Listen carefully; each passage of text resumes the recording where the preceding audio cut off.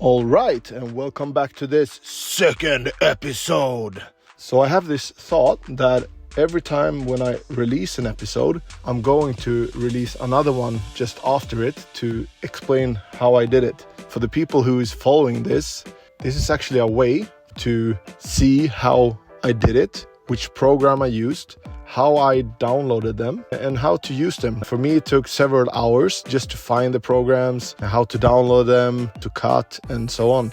So it took quite a while. And if you follow this, you'll be able to just know which kind of programs to use. So with this, you will be able to just download them right away and actually kind of know how to use it.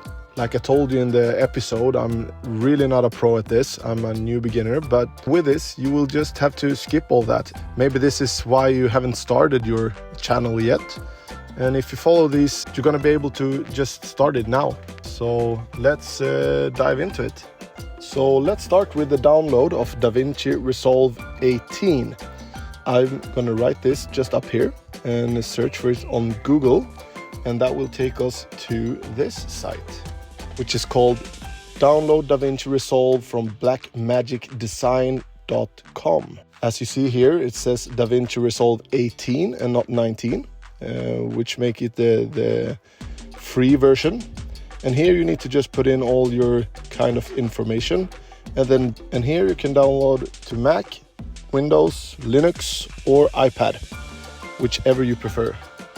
If you want to know more about DaVinci Resolve 19, or blackmagicdesign.com's homepage, you can just go in here, and here you can actually find a lot of information on how to use the program. Of course, there's a lot of YouTube videos out there which really goes through DaVinci Resolve, something that I'm trying to go through myself right now, but they have a really nice homepage where you can actually see coloring, cuts, fairlights, edit, go through the different menus, and they will actually help you a lot to understand how the program works.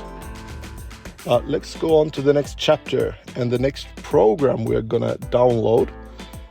This program is called Handbrake, and I actually had to use this program because of all my media that I tried to put into DaVinci Resolve did not work in the beginning. And here you can see that you can download it for Mac, Windows, Linux, or others. Just choose the one you want to use for your computer.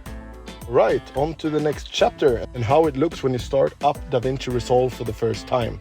You can see here that I have already one, but here you just double click and open a new one. As soon as you've opened, you can see here that you come straight into the first page of DaVinci Resolve. Up here you can do a lot of stuff, going through the different kind of menus. Undo stuff or whatever you need to do. Really simple. So how does it work? You could either go in up here on File. From File you go down here to Import, and from here you can go and choose a media that you want to put into your DaVinci Resolve. This is my first clip that I took in. So when the media is in, it's going to be under here on Master, and what you need to do is to take the clip and you have to drag it down here to the right where you see that I have a lot of clips, and you just have to release it there, and it's going to be able to start do the editing. Up here you have like a leverage, do you say leverage? Where you can actually go through the whole media. I've put in a lot of different kind of medias here to see which one I want to use, or maybe cut off and take away.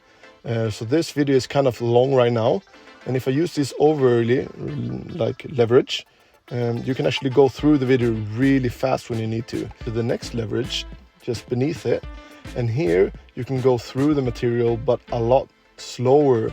Well, this page is actually the page where you are in when you want to do some editing.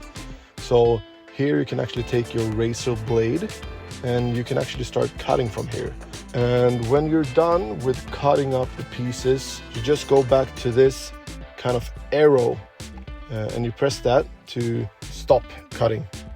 Now I can choose which cutout I want to mark, and here I can example press the delete button on my keyboard, If you deleted something that you didn't want to delete, you can just go up here to edit and then press undo.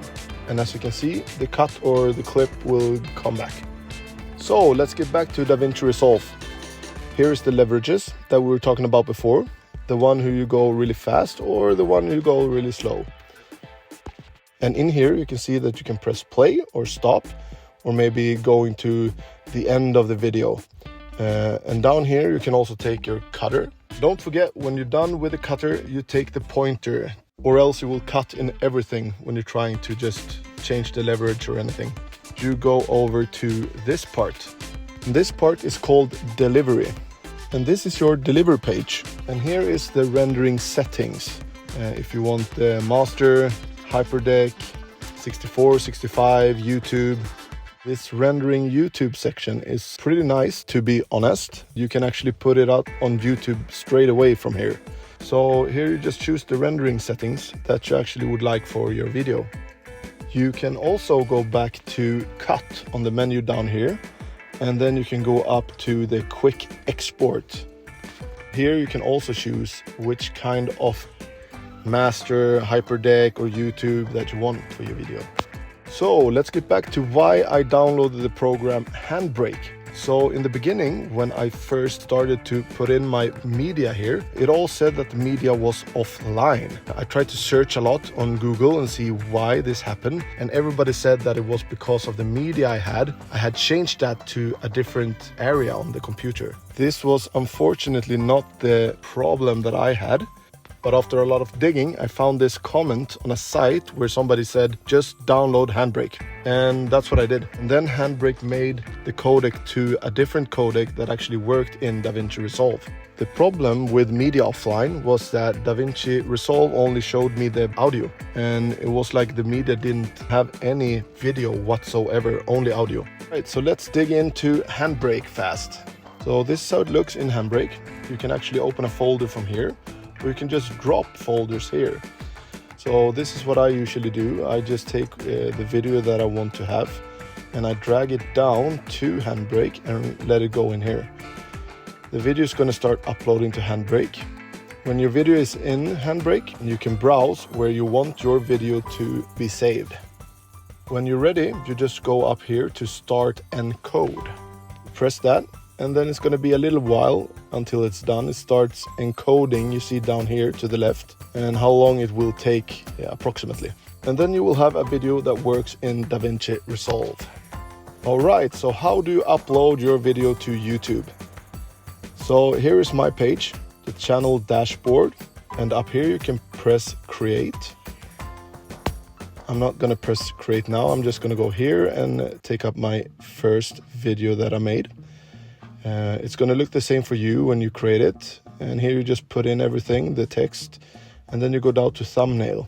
I'm just going to show you this real fast because I had a problem with this when I tried to choose my own thumbnail. You know, they say that thumbnails is really important when you have your video, so make sure that this one is a really nice one. To put up your own thumbnail, you just press download, and from here you just choose the picture that you have created and it's going to be your thumbnail. I had some problem with this because my first file that I wanted to put in on my video, it said that the file was bigger than 2 megabytes. So when you make your thumbnail, make sure it's smaller than 2 megabytes.